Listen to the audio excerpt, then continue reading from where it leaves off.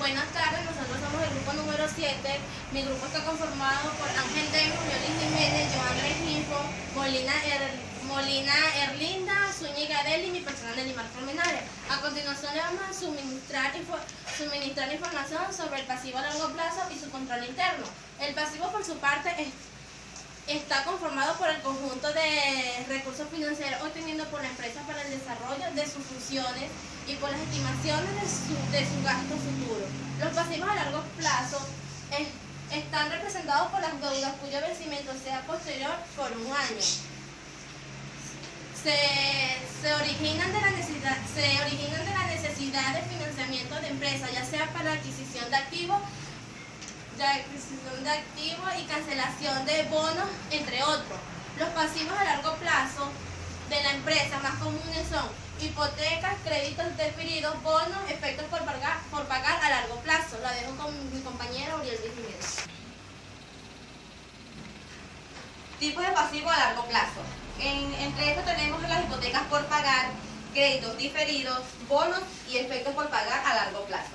Las hipotecas por pagar son préstamos contraídos por las empresas, pero debidamente garantizadas con bienes e inmuebles, y sobre los cuales no puede pesar gravamen sin la debida cancelación. Los préstamos tienen garantías que se derivan del inmueble hipotecado. Si el deudor no cumple con el pago, se ejecutará la hipoteca, rematando el bien, y el acreedor o prestamista cobrará el monto del capital de la hipoteca, los intereses que éste haya causado y los gastos judiciales y cualquier otro gasto por el cual haya incurrido el incumplimiento de la misma. La hipoteca debe ser registrada debidamente ante el registro público para que tenga efectos legales y poder actuar en caso de no cumplirse con las cláusulas establecidas al momento del préstamo. Créditos diferidos. Son ingresos que no han sido devengados o ganados y que corresponden a diferentes periodos de tiempo. Su característica fundamental es que no requiere de un desembolso de dinero o de ingresos. Entre estos podemos mencionar alquileres cobrados por anticipado, la primera en emisión de obligaciones, utilidad bruta diferida en ventas a plazo. Los créditos diferidos son partidas no monetarias, pero se pueden convertir en pasivos. Efectos por pagar a largo plazo. Son obligaciones a corto plazo respaldadas por documentos de crédito, como lo son letras de cambio, pagaré, entre otros. Bonos. Los bonos son documentos financieros de deudas utilizados por entidades privadas y también por entidades gubernamentales y que sirven para financiar a las mismas empresas. El bono es una de las formas de materializarse los títulos de deudas de renta fija o variable. Los dejo con mi compañero Joan Rengifo. Objetivo de la auditoría del pasivo a largo plazo. Primero, determinar el cumplimiento, confiabilidad y suficiencia del control interno. Determinar si todos los documentos pendientes de pago han sido registrados en las cuentas respectivas en el periodo correspondiente. Determinar si los recursos han sido aplicados para los fines para los que se solicitaron. Determinar que todos los pasivos pendientes de pago se hayan contraído a nombre de la entidad. Determinar si existen garantías otorgadas, gravámenes o restricciones y asegurarse que éstas se revelan adecuadamente en los estados financieros. Determinar la presentación y clasificación en el balance general. Las cuentas a pagar se presentan de acuerdo con las normas y principios de contabilidad generalmente aceptados. Determinar si los detalles de cuentas cuadran con los libros mayores. Determinar si los cargos realizados de las cuentas de proveedores han sido por pagos autorizados o notas de abono recibidas por los proveedores. El siguiente punto serían los problemas más comunes que se dan al auditor el pasivo a largo plazo. Primero tenemos la incorrecta clasificación y valoración de los sueldos de pasivos ocultos en el corte entre el ejercicio. Segundo, la dificultad de valoración de los pasivos en moneda extranjera. Gracias. David Ángel. Mi nombre es David Ángel y le voy a hablar sobre el punto de control interno en los pasivos a largo plazo. Según las normas generalmente de auditoría aceptadas en nuestro país, el control interno se debe evaluar en cualquier organización. ¿Por qué se debe evaluar en las organizaciones? Para verificar si el control interno que se está haciendo es un control interno eficaz y eficiente. De ser la posibilidad que nosotros como auditores aceptamos este control interno con sus términos de eficiencia y eficacia, debemos revisar más a fondo si lo que estamos verificando superficialmente está siendo aplicado. En esta revisión y estudio debemos verificar qué tipo de empresa estamos auditando.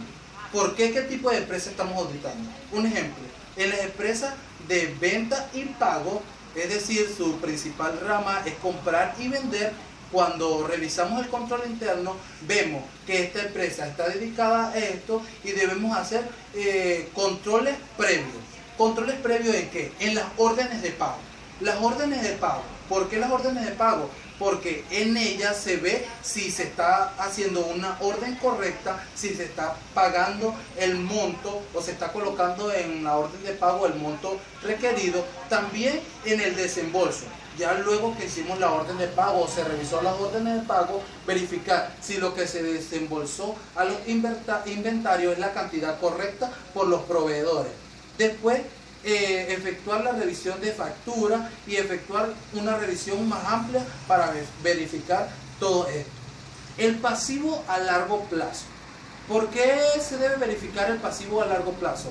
Las empresas transnacionales, multinacionales o pequeñas o medianas empresas deben tomar decisiones, y esta toma de decisiones se deben hacer mediante la revisión de estas deudas que son mayores a un año, para ver si los inversionistas deben seguir invirtiendo en esta empresa, deben hacer una reducción de inversión para pagar estas deudas a largo plazo, pagarlas en el tiempo requerido, y no va a haber un desfalco en la empresa.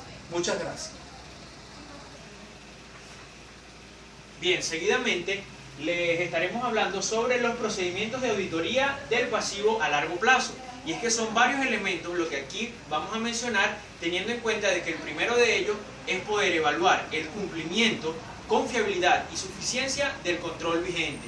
También poder leer cada cláusula importante de las escrituras de emisión de bonos y verificar así su cumplimiento. Solicitar del órgano de administración la escritura de constitución, los estatutos sociales y también los libros de actas.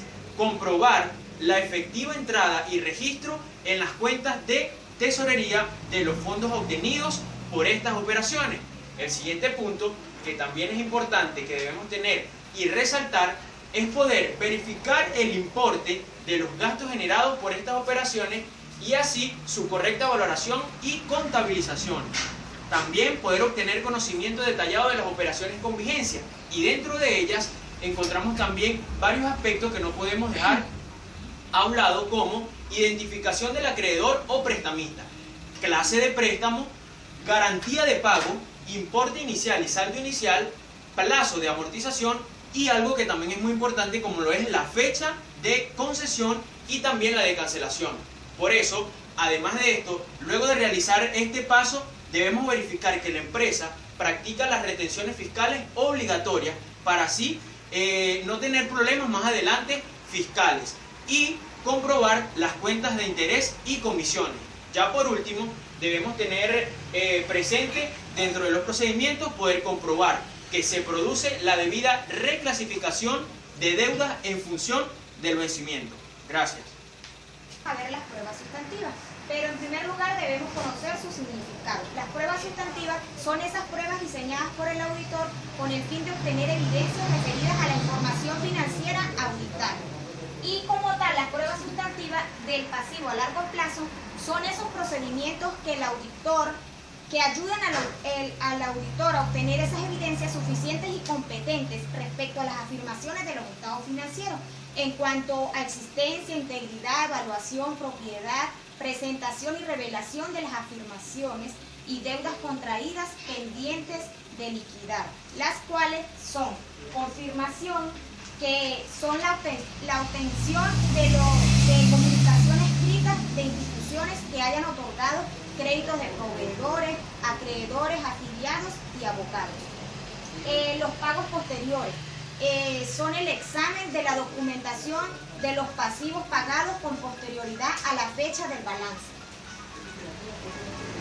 El examen de documentación es la inspección de la documentación que comprueba las obligaciones y deudas contraídas. Y finalmente las declaraciones, que son cerciorarse que en la carta de declaraciones de la administración se indiquen los aspectos de los pasivos, según las circunstancias. Finalmente podemos concluir que desde el punto de vista del auditor, las deudas a largo plazo deben tomarse con una atención especial en el momento de su emisión, durante su vigencia y al final cuando su liquidación se va a constatar. Gracias.